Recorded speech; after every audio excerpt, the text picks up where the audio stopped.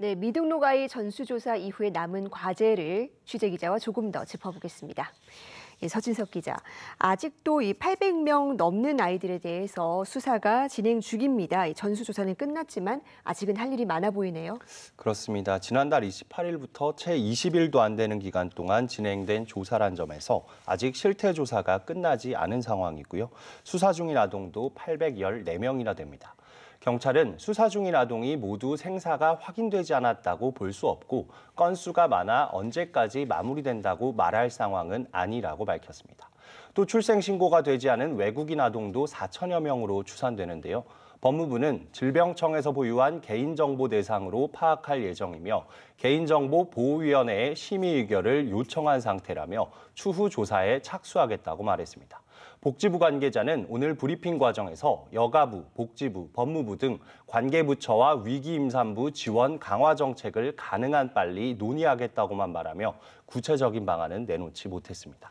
네, 아직 과제가 산적하게 쌓여 있는 상황인데 이런 가운데 이 국회에서는 오늘 영아 유기와 관련한 형법이 개정이 됐다고요. 그렇습니다. 국회는 오늘 오후 본회의를 열고 영아 살해죄와 영아 유기죄를 폐지하는 내용을 담은 형법 개정안을 통과시켰습니다. 영아에 대한 살인과 유기가 일반적인 살인과 유기에 비해 형량이 낮은 법 조항을 고친 건데요. 법이 통과됨에 따라 약 6개월 뒤부터는 영아를 살해하는 범죄도 5년 이상의 징역이나 사형, 무기징역에 처할 수 있고 존속살해죄는 7년 이상의 징역 또는 사형, 무기징역에 처하게 됩니다. 오늘 본회의에서 나온 발언 잠시 들어보시겠습니다. 형법 제정 이래 70년 만에 폐지하는 것으로 그간 일반 범죄에 비해 형이 감경되었던 부분을 제거함으로써 일반 살인죄, 유기죄를 적용하게 되어 영아의 생명권을 두텁게 보호하는 효과를 가져오게 될 것으로 기대됩니다.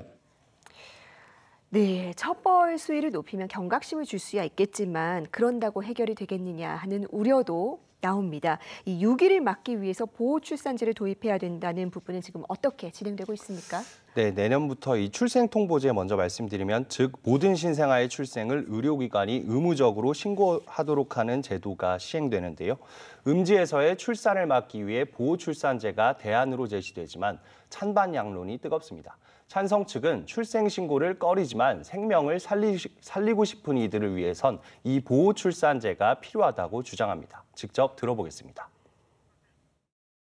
근친, 10대 미혼모, 또 불법 체류자 등 이런 분들이라고 보시면 될 것 같아요. 이러한 케이스 같은 경우는 익명 출산을 통해서 이 아기들의 생명을 살리는 관점이 좀 그 부분에 좀 저희가 주안점을 둔 법안이라고 보시면 될 것 같아요. 네, 반면 반대 측은 임신 중단권에 대한 논의가 먼저 이뤄진 뒤 보호출산제는 최후의 선택으로 다뤄져야 한다는 입장이고요. 아이를 낳는다면 책임을 다해야 한다고 주장했습니다. 직접 들어보겠습니다.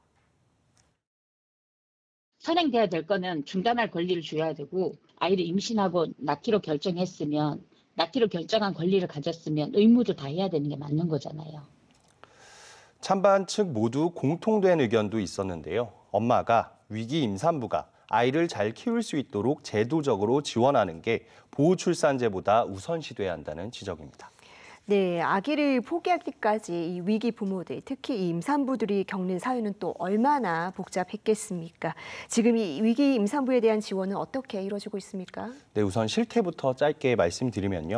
EBS 취재팀이 최근 6년 사이에 영아를 유기하거나 살해한 사건의 판결문 46건을 분석해봤는데요.